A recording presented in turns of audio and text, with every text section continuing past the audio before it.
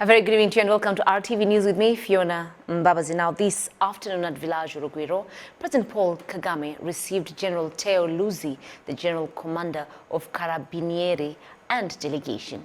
The Carabinieri is one of Italy's main law enforcement agencies. Lieutenant General Teo Luzi, the head of the Italian police department known as Arma dei Carabinieri, is in the country where where this Monday he held talks with the Rwandan police commanders pledging continued cooperation. Sam Kalisa with more.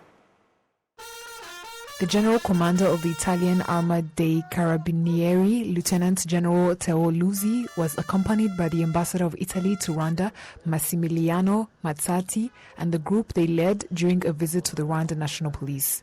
In their talks, both sides praised the achievements since 2017 when the Rwandan and Italian police signed a cooperation agreement. They were briefed on the operations of the Rwanda National Police when the official later promised to continue to promote the already existing cooperation between the two sides. Privilegio per noi essere qua perché la polizia ruandese rappresenta un'eccellenza nell'ambito The Rwanda National Police is a point of reference, a point of excellence for all the region of Central and Eastern Africa. And for that reason, this visit is a confirmation of willingness, reciprocal willingness to enhance this cooperation in order to improve our capabilities. Con l'Ispettore Generale abbiamo individuato ulteriori. Together with the Inspector General, we selected the most important and relevant fields of cooperation in order to pursue for the future, for the next 10 years, to have the track for continuing our cooperation. The Inspector General of the Rwanda National Police, CG Dan Munyuza, highlighted the cooperation between the police departments of the countries in maintaining security around the world.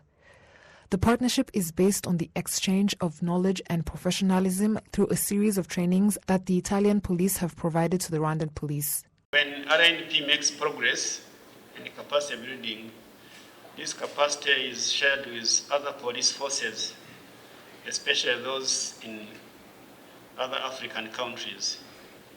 According to the program, tomorrow you will visit our senior staff and command college, and you will see that students in this college are not only RNP officers.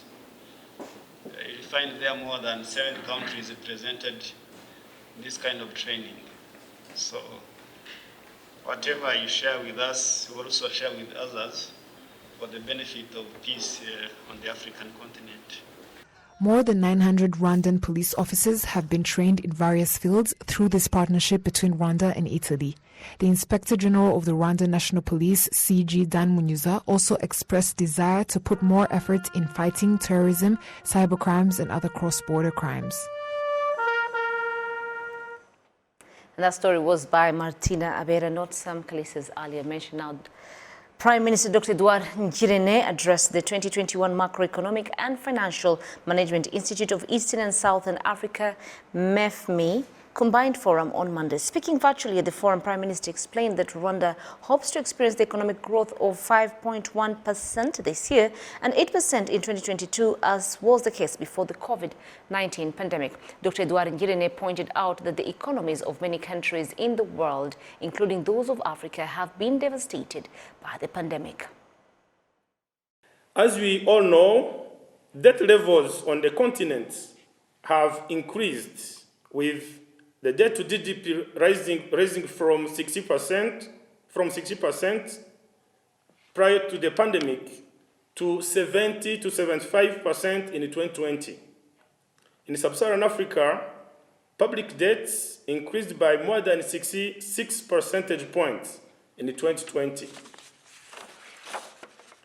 The interest payments reached about 20% of tax revenues, and in some countries exceeded 1/3 of their revenues. And some projections show that the financing needs for sub-Saharan African countries could be around 425 billion for 2021 to 2025.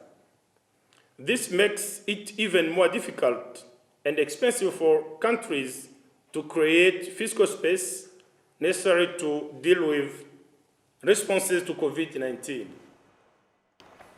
The Prime Minister pointed out that despite the broader economic downturn in sub-Saharan Africa this year, it will raise by 3.4%, while it was down by 1.9% below zero. Now, speaking on Rwanda, Prime Minister Dr. Edouard Ngirente pointed out that its economy had slowed down due to the COVID-19 pandemic, but has been growing for the last 20 years at a rate of 8% and 9.5%, which was in 2019, noting that some of the strategies in place in the fight against the COVID-19 pandemic by making vaccines available to as many people as possible. Through gradual access to COVID-19 vaccine, Rwanda has been able to vaccinate 21% of our citizens above 18 so far, and that effort continues. As a result, the strict COVID preventive measures will continue to be lifted, and economic activities are now gradually reopening. The economic projections indicate that Rwanda's economy will recover by 5.1% this year, and expected to return to pre-pandemic average growth trajectory of 8% by 2023. Now, the MEFMI is co-organized by 14 East African and South African countries, including Angola, Botswana, Burundi, Kenya, Lesotho, Malawi, Mozambique, Namibia, Rwanda, Swaziland, Tanzania, Uganda, Zambia, and Zimbabwe. Now, for the first time, the Gabonese government has sent 31 students to the country to continue with their university studies. Martina Abera continues. Now, unless you have any other questions. It has been common for African students to continue their university studies from Western, American, and Asian countries. For the first time, Gabon has sent 31 students, 18 boys and 13 girls, who were officially welcomed by the University of Rwanda as they are going to continue their studies from Rwanda on the scholarship given to them by their government. The head of the Gabonese scholarship agency, Gilles Evrard Muyagui Manami, said Rwanda is a good choice that his country made for its students. La première raison, c'est la proximité culturelle. The first reason is that we share the same culture, and most importantly, our two heads of state, that is to say, President Paul Kagame and President Ali Bongo Ondimba, have good, long-lasting relations. Secondly, the quality of education in Rwanda is advanced because the country promoted technical and vocational schools, which creates a bridge between knowledge and jobs, which we need as well. We have got experience from other countries like France, Germany, Spain and others, but also the cooperations between developing countries. That is why we have decided to bring our students to Rwanda, because the quality that Rwanda offers is among the best in Africa.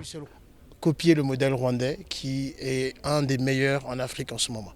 Unlike some of other African students whose dream is studying in Europe, America and elsewhere, these Gabonese students say they are proud to share knowledge with their African brothers and sisters. I'm an African and I like my continent. So I like the idea of studying in Africa because it helps us to develop our continent. And that's the reason why I don't think about studying in USA or England. This is the first time that Rwanda has received foreign students in partnership with their country of origin, because all other foreign students studying in the University of Rwanda pay tuition for themselves or through other agencies. The Deputy Vice Chancellor in charge of academic affairs and research at the University of Rwanda, Professor Nosar Egibor, said Rwanda will benefit a lot from this partnership. So the state of Gabon, the Republic of Gabon, is providing all of the funding and scholarship for the students to come here and study. So, and this is the model that we're using for international education, such that if the students are coming here from their country, they also come with their funding, with their finance to support their students here. And we help administer that process. We provide the environment to make sure that, number one, we provide the best academic environment for all students. It doesn't matter where you're coming from. And then number two, this is a comprehensive university where we cover a lot of disciplines that a lot of universities don't have. And therefore, students want to come here to study get the quality education and go back to their home countries. We in particular create a good environment for students to study here at the University of Rwanda, and therefore it's extremely attractive. In Nyarugenge, Gikondo, Huye and Rukara campuses, the 31 Gabonese students will study in various disciplines including administration, agriculture and animal husbandry, biology, chemistry and more.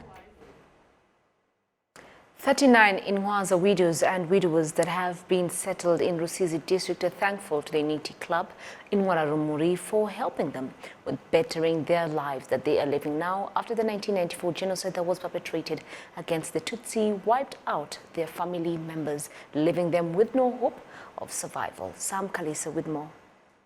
Grey hair is now all over Madeleine Mukashima's head, who is now 75 years old. She is as strong as a young lady. However, the genocide against the Tutsi left her alone. Despite that, she had a big family. To her, it felt like climbing a mountain full of stones and thorns. I had started to get very sick to the point I couldn't manage to go to the hospital. She was later settled in a modern village in Rusizi district by the Unity Club in Wararumuri. She testifies that life has changed ever since. They now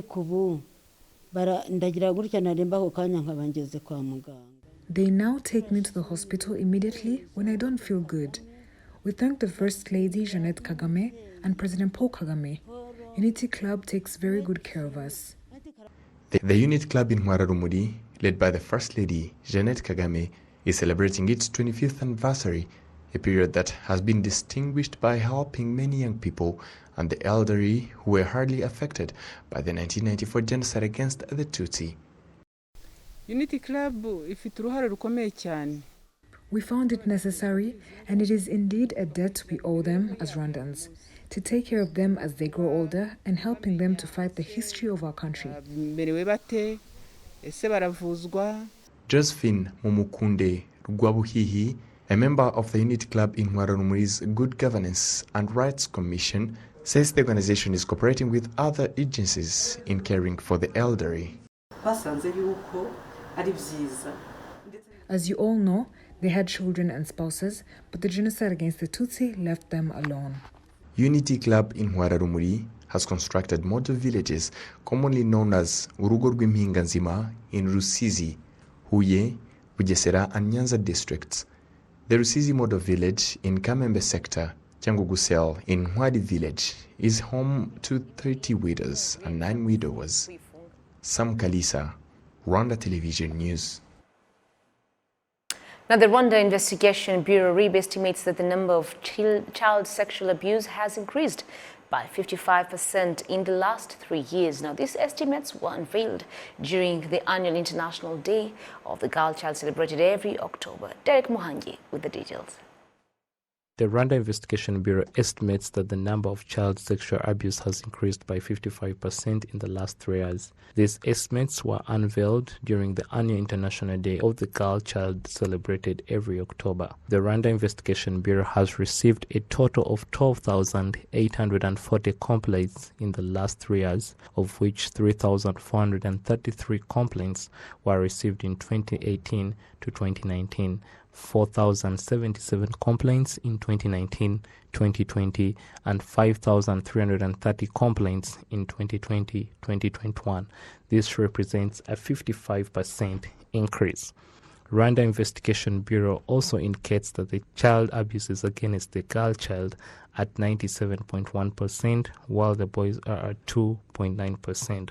Based on these figures, Rwanda Investigation Bureau's Deputy Secretary General said that the stakeholders and government agencies should intensify their efforts to prevent these crimes as the number is increasing year by year. We think that there is a number of government institutions that need to play an important role in the prevention of child defilement, including the Ministry of Justice. We think that the Ministry of Justice could put in place a policy or a strategy, a prevention strategy against crime, and specifically about the child defilement. We think that that strategy or policy should be based on the root causes of child development, to be able to cater for the real issues. We think that the Ministry of Gender and Family Promotion should work closely and strengthen some framework that are available in the local government, like umugoro w'ababyeyi, like inshuti z'umuryango, like umuganda, when it is again allowed, to educate people, especially families, to be close to their children and protect them, and be aware that no kid needs to be left alone without surveillance. While the answers to these questions need to be widely sought, some children say they really see their violence against their peers and are worried. However, they add that they need to play a role in protecting them. The first thing is to provide information early. If you start seeing him as a businessman, for example, he is starting to give you unreasonable gifts, the first thing is to tell your parents and friends. The other thing is to avoid temptations, avoid house parties and drug addictions, because that's where they can trap you from. On this day, the International Girl Child Day, the Rwanda Investigation Bureau also revealed that the victims of the crime were girls between the ages of 18 and 14, and the most raped children were raped by their neighbors. At 60% of all the allegations of sexual misconduct by Rwanda Investigation Bureau, the rapists also have a close relationship with the victims by at least 8.6%. It's on this occasion that the Minister of Gender and Family Promotion once again urged parents to be careful with their children and those around them. The message to the parents is to be awake, because those who are abusing our children are not coming from far. They are our neighbors, they are those living with us at home, so they have to be awake. Again, they have to find time for their children. Of course, they are looking for the living of their children, the survival, the development of the family, but they have to know that they have to find time to discuss with their children, to understand their worries. Also, I call upon for the whole community to treat every child as yours. Not see a child who is being abused and just you go away. No, to feel this concern, and it's everyone's responsibility. The state has stepped in with efforts to crack down on criminal offenses, while the suspect could face up to life imprisonment. During the celebrations today, the prosecution also released a book containing a list of those convicted of rape-related crimes, including the child abuse. Derek Muhanji, RwandaTV News.